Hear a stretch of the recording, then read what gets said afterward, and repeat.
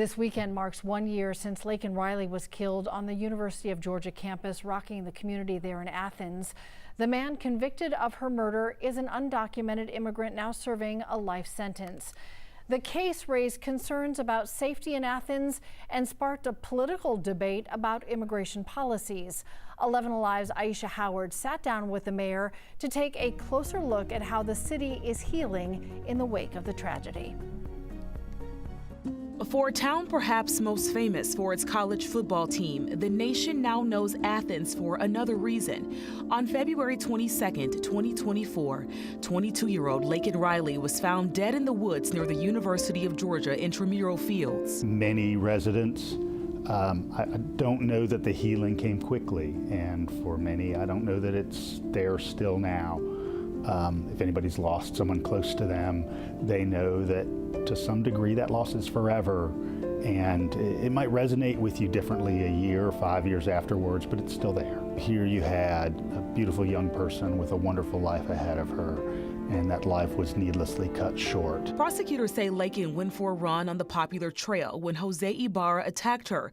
When she didn't return home, a friend reported her missing to police, who quickly canvassed the area and checked security cameras, arresting Ibarra the next day.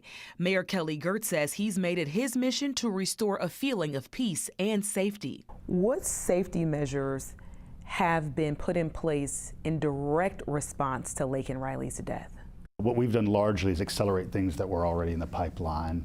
So one of the pieces of apparatus that we've been building out in the criminal justice realm has been a real-time crime center, something of a video wall, so that we could have our multiple camera feeds available in one place, so that we could conduct very quick investigations with accurate information. The immigration conversation is so present right now. Following the death of Laken Riley and then the suspect who was ultimately convicted, what would you say to people about where the city of Athens stands there? Because it's such a huge conversation at the time. The native-born population is more criminally inclined than the immigrant population.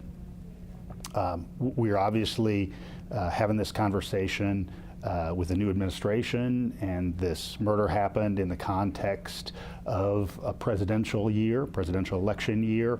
And so I know that that lent a lot more heat to this conversation than would have occurred probably in some other time. According to Athens Clark County's crime data, overall crime was down more than 4% last year compared to the year before, and the number of homicides dropped from 8 in 2023 to 5 in 2024. Mayor Gertz says his focus remains on people over politics. For the most part, Athens residents are not interested in the politicization of these questions. You know, they're interested in the humanity of these questions and the opportunity to heal and be present with each other. And despite the facts of this case, Mayor Gertz wants to make it clear Athens remains a welcoming community. I can't let one tragic incident upend the reality that we're really grateful for those folks who've come here from elsewhere. Aisha Howard, 11 Alive News.